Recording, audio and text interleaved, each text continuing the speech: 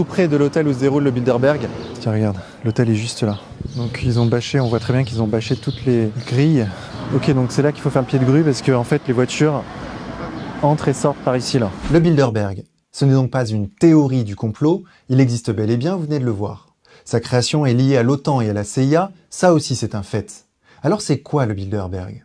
Eh bien, ce sont des hommes et des femmes qui concentrent beaucoup de pouvoir entre leurs mains, économiques, politiques, médiatiques, et qui se réunissent chaque année en catimini, sans que rien n'en sorte, et sans d'ailleurs que cela ne mobilise beaucoup de monde.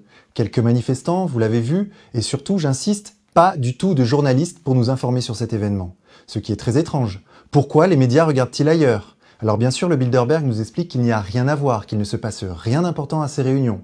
Des discussions, des balades, c'est pratiquement le Club Med. Mais si c'était le cas, pourquoi tant de secrets autour de ces réunions et surtout de moyens déployés pour le garder? Peut-être parce qu'au contraire, il s'y dit et s'y décide des choses qui nous concernent au plus haut point.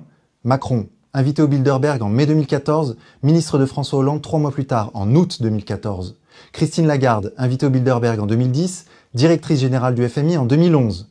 Édouard Philippe, invité au Bilderberg en 2016, Premier ministre en 2017.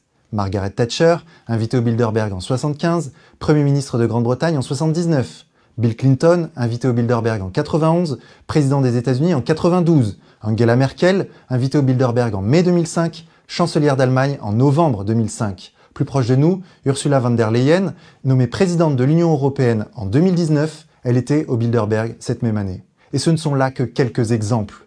Alors bien sûr, on pourra dire que ce sont des coïncidences. C'est un pur hasard si des individus accèdent aux plus hautes fonctions juste après avoir rencontré les hommes d'affaires, les journalistes, les hommes et femmes politiques parmi les plus puissants du monde. Bien sûr, pourquoi pas? Il n'y a peut-être pas de lien de causalité, et peut-être qu'ils ne font que boire le thé et faire du tricot. Mais peut-être pas. Peut-être, et ce n'est qu'une hypothèse, que nos dirigeants s'organisent tout simplement pour se maintenir au pouvoir et pour que leur ligne politique se perpétue. Une ligne atlantiste, néolibérale, pro-européenne. Peut-être que lors de ces réunions d'où rien ne filtre, ils se rencontrent, planifient leur maintien au pouvoir et se cooptent. Est-ce si aberrant que cela? Est-ce complotiste que de dire cela? Moi je pense que c'est croire le contraire qui est aberrant. Croire qu'ils laissent à la chance le soin de décider de la continuité de leur politique. Croire qu'ils ne sont pas stratèges et qu'ils ne se parlent pas en coulisses. Croire qu'il n'y a pas de réseau et de magouille. Ça c'est une hypothèse extravagante. Il n'y a pas de réunion d'hommes et de femmes puissants qui ne nous concernent pas. Ça n'existe pas parce qu'il n'y a pas de réunion d'hommes et de femmes puissants où il ne se décide rien, où il ne se passe rien. Nous devrions avoir les moyens démocratiques de contrôler ce qui se dit et se fait dans notre dos, car sinon, la démocratie n'est qu'une illusion.